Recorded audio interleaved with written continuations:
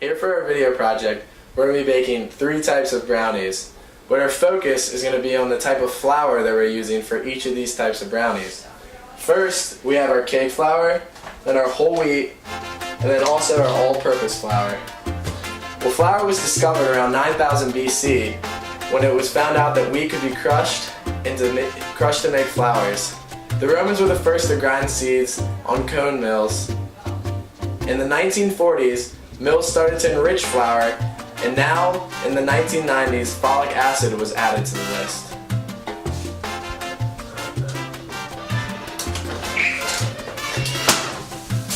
Let's get cooking.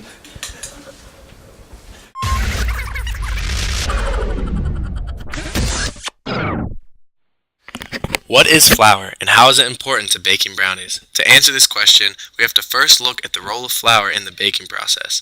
Every ingredient in the brownies has a specific function, which can be classified into a specific area.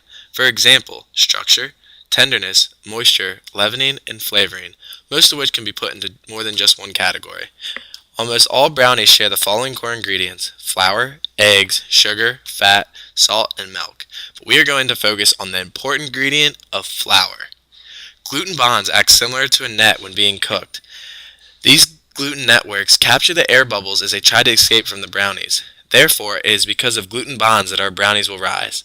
Now let's look at the salt. Salt adds flavor and tightens the gluten network, which makes the chains get closer. But large amounts of salt can decrease gluten formation. The baking powder is our leavening agent.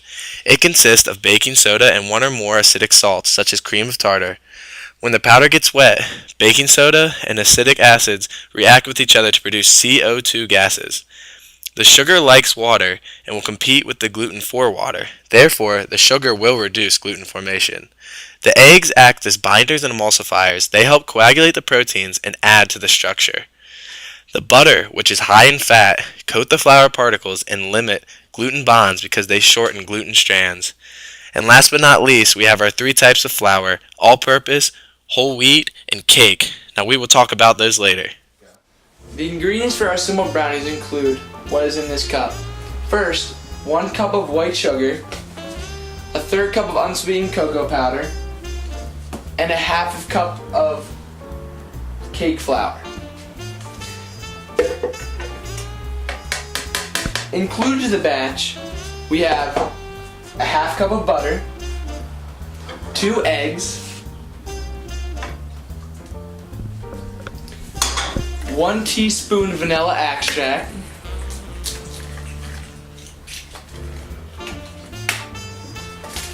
after the 2 eggs,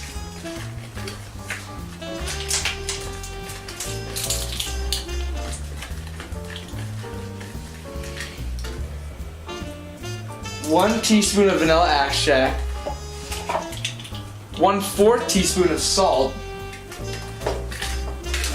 Getting here nice and smooth right here. Make sure there's no lumps. And lastly, a 1/4 teaspoon of baking powder.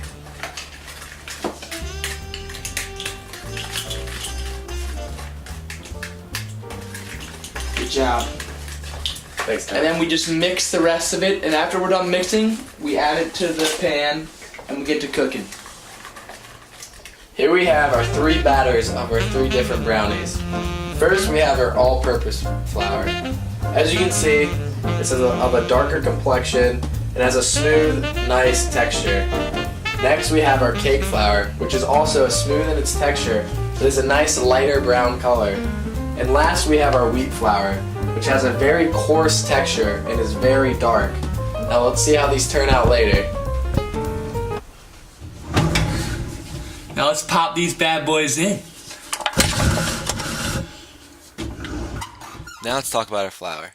Cake flour is generally more expensive because it is made from higher quality grains which contain less glutenin and gliadin than standard all-purpose flour. Generally, cake flour contains anywhere from 7 to 9 grams of protein per cup. Less protein in the flour will result in less gluten development in our brownies. Therefore, the less gluten development means more tender brownies. But not enough protein and you will compromise the structure of the brownies. Cake flour will probably give the brownies the fluffy texture and will rise the most. Whole wheat flour is made from the kernel of wheat and contains high amounts of dietary fiber. It is also more nutritious than other flours. It is not very high in gluten levels.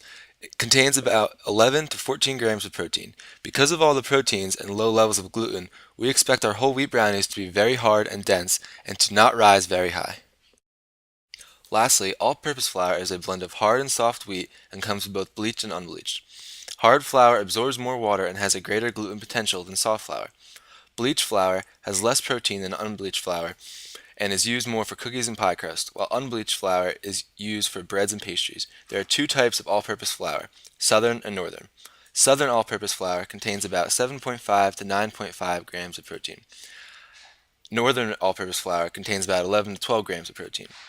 We expect our brownies made with all-purpose flour to be a nice, fluffy texture and have a solid structure because of the amounts of protein in the flour and the amount of gluten levels.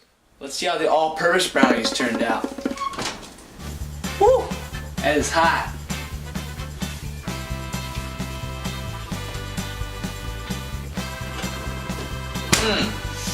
Smell good.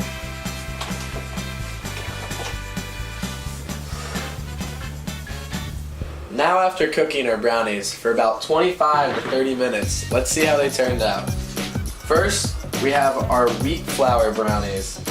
They look kind of dry, a little cracked here or there, and look pretty rough. Next we have our cake brownies. Now these ones rose the most, I'd say about twice as high than either of the other brownies, and look very moist and fluffy. Last but not least, we have our all-purpose brownies. They look a little chewy, yet still moist, and have a nice firm top.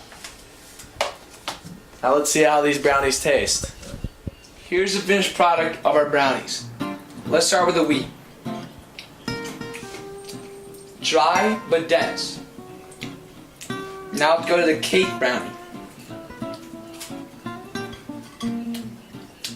Moist but chewy. Now the last, all-purpose.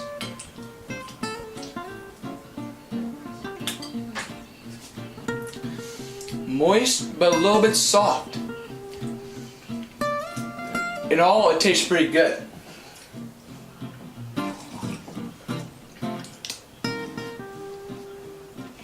Got brownies?